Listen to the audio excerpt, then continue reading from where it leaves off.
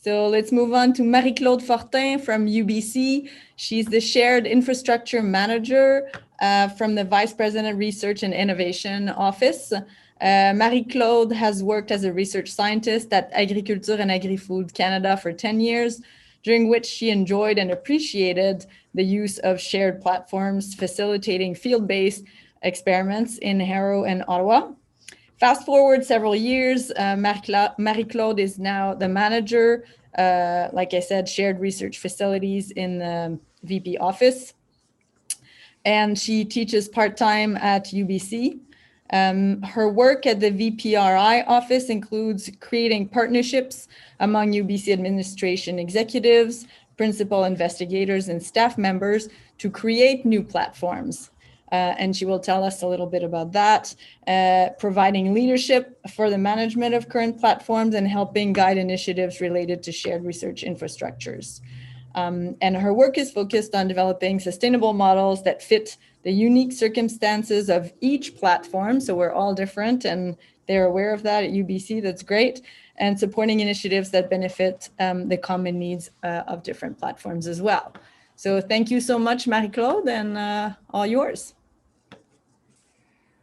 Thank you. I just had a cat jump on me, so I have to get my bearings back. So I will share my screen now.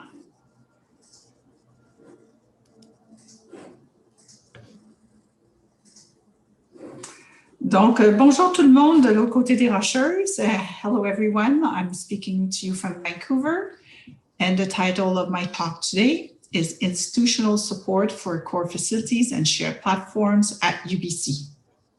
So I think it's fair to say that the concept of providing support to shared facilities was a real organizational culture change at UBC, and it started around 2016. 2 years later, the president of UBC presented his 10-year strategic plan. And it was clear then that the leadership at the university recognized the value of shared facilities. If you look at the document or the strategic plan called Shaping UBC's Next Century, you will see that there are 5 priorities listed for research excellence. And one of them is to strengthen shared infrastructure and resources. So when you have a priority in a 10-year strategic plan, of course, you have funds that follow to enable the work that needs to be done for this kind of endeavor. But before I go into that, I would like to explain that we have different kinds of shared facilities at UBC. First, we have faculty or department or lab-based core facilities. And we have a self-declared 89 of them this year at UBC Vancouver. And we have officially 4 at UBC Okanagan, which is a regional campus of UBC in Kelowna.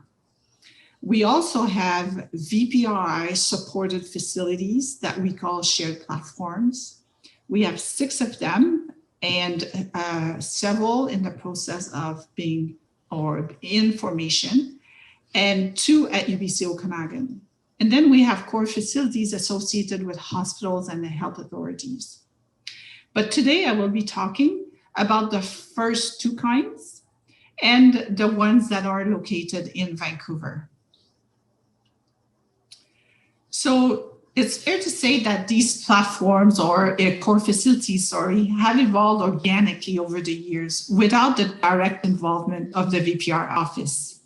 Therefore, they vary widely in the number of users. Some cater to a wide range of users across faculties. They're true platforms in that way, but some of them have much fewer users. They vary in terms of accessibility. Sometimes you have to be a member of a facility to access a specific instrument, or you have to collaborate with specific researchers, or you have to be a member of a specific department. And sometimes they're wide open. The range of services varies. The direction varies too. Sometimes the direction is in the hands of a researcher. Sometimes this researcher is supported by a steering committee, but not all steering committees are as active as others. And sometimes the direction is in the hands of a head of department. So lots of variation there too, as well as in the way they are funded and the types of position for the staff also varies. We now have institutional support through an annual competition for all these facilities. So the fund is $500,000 a year. The grants to individual facilities vary between $30,000 and $50,000 per year, and the cap is $50K. The eligible expenses go from supplies, minor repairs, upgrades to instruments, materials, and if justified, bridging gaps in funding for wages. The eligibility is that the services or equipment must be used by at least 3 PIs funded primarily by NSERC, CIHR, SHRC, and with no significant funds remaining from a CFI operating fund. And finally, the rankings are based on a series of criteria and provided by a panel of judges.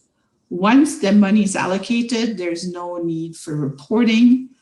We trust that the managers use the funds appropriately. To give you an example, in 2017, we received 55 applications. In 2019, 45, and we're able to fund about a little bit less than 1/3 of the requests.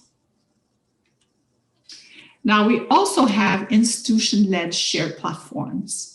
So along with the funds for the competition I just described, the VPI office also received funds to create new shared facilities that we call shared platforms because they follow a very specific model that I'm going to explain in the next slides. The reason for these funds is that the leadership at UBC truly believes that platforms maximize the impact of research infrastructure investments at the university. We like to think that they decrease the amount of time spent by PIs managing a facility. We really like our researchers to do research. We also believe that they're great support for new faculty. In fact, we see them as a tool for promoting equity. And we also know they ensure the training of graduate students and expand the scope of their expertise. So platforms are designed from the get-go to be open to all, have low barrier to entry, so fees are kept as low as possible. Consultations for non-experts are available, training for students. We also want them to include a suite of services, including help for experimental design, data management or data analysis, and whatever is relevant for that specific platform. And they are professionally managed by teams of highly qualified personnel whose job it is to provide excellent service to researchers. So platforms are created when there's a grassroots movement, what I call a coalition of the willing. So we need to have PIs who will be main users of a platform, and deans and associate dean research and existing staff to be on board. It's a bottom-up approach. And so the VPI office doesn't decide where and when to create a new platform. We actually wait that people come and knock on our door. So when they knock on our door, we start a due diligence exercise. We do a wide consultation of stakeholders. We check that there's going to be a sufficient number of users and of funders. We need a compelling reason to create the platform beyond the fact that a group is lacking money after their CFI funds run out. And we do a 5-year financial forecast, a capital replacement plan. We want to make sure we know what we're getting into. And if all looks good, then we write proposals to senior leadership for a 3-year trial. And there's a renewal process then after 3 years with reporting of metrics, success stories, and of course, new commitments from the funders. There are a few keys for success in this platform model, and I'm going to share them with you today. So the first key is shared funding. It's meaning that we do not put all our eggs in the same basket. VPR will fund, but we also want faculties involved, or one faculty if that's the case. Sometimes departments, and they don't have a lot of spending power often, but they can provide great in-kind services such as IT support, PIs with grants, and user fees from external and internal users. So we don't ask for all 5 ingredients to be in the sharing recipe, so to speak, but we want to mix.